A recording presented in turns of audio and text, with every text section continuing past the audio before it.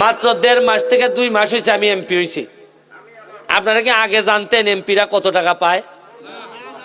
এখন পর্যন্ত আমি গত 2 সপ্তাহ আগে পাইছি 2 কোটি, এর পরে পাইছি 2 কোটি, গত পরশুদিন খবর পাইছি আমি পাইছি 25 কোটি, মোট 29 কোটি টাকা।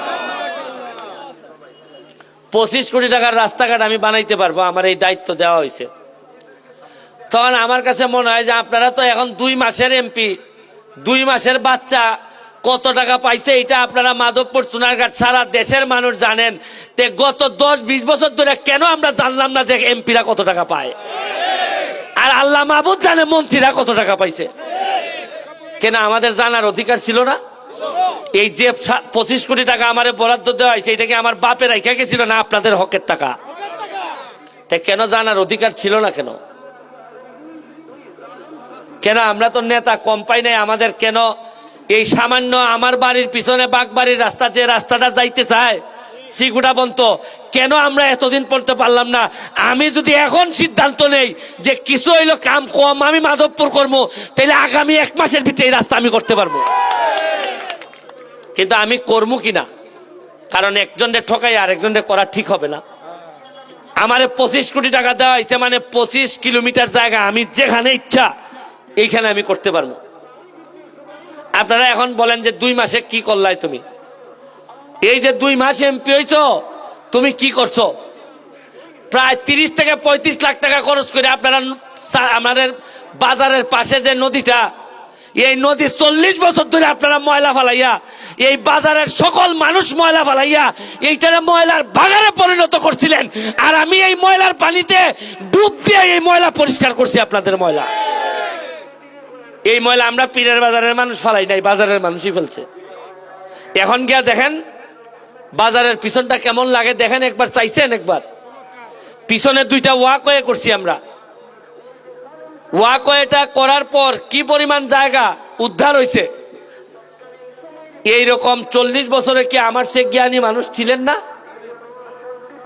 আমার চেয়ে ভালো মানুষ কি ছিলেন না? কেন আমাদের এই চিন্তা মাথায় আসতো না? কেন?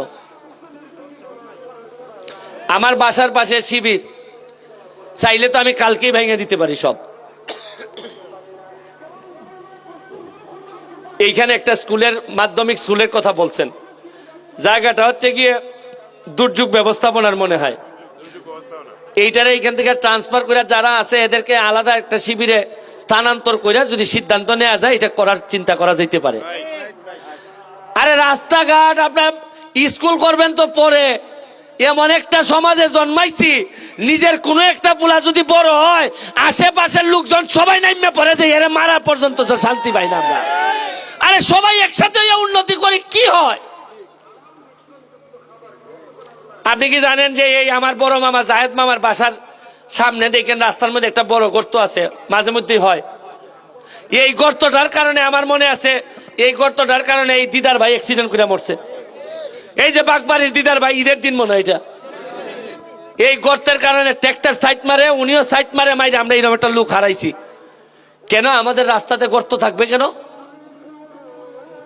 আমি যদি 2 মাসের মধ্যে, আমার এখন 9টা ব্রিজের কাজ চলতেছে মাধবপুর সোনারঘাট। মাধবপুরে ব্যক্তিগত উদ্যোগে সব করতেছি। অলরেডি মাধবপুরে 6 থেকে 7 লাখ টাকা খরচ করিয়া হাসপাতালের সামনে যে একটা পুরাতন একটা খাল আছিল, খাল পরিষ্কার করে এরা আজকে পুরাটাতে গাছ লাগাই দিছে। মাধবপুরে যে তো গত 10 বছরে যেটা পরিষ্কার করা হয় নাই, দখল করে ছিল বাজারে, একদিনের ড্রাইভে ইয়নো ওসি টসি মিল্লা সব পরিষ্কার করে দিছে।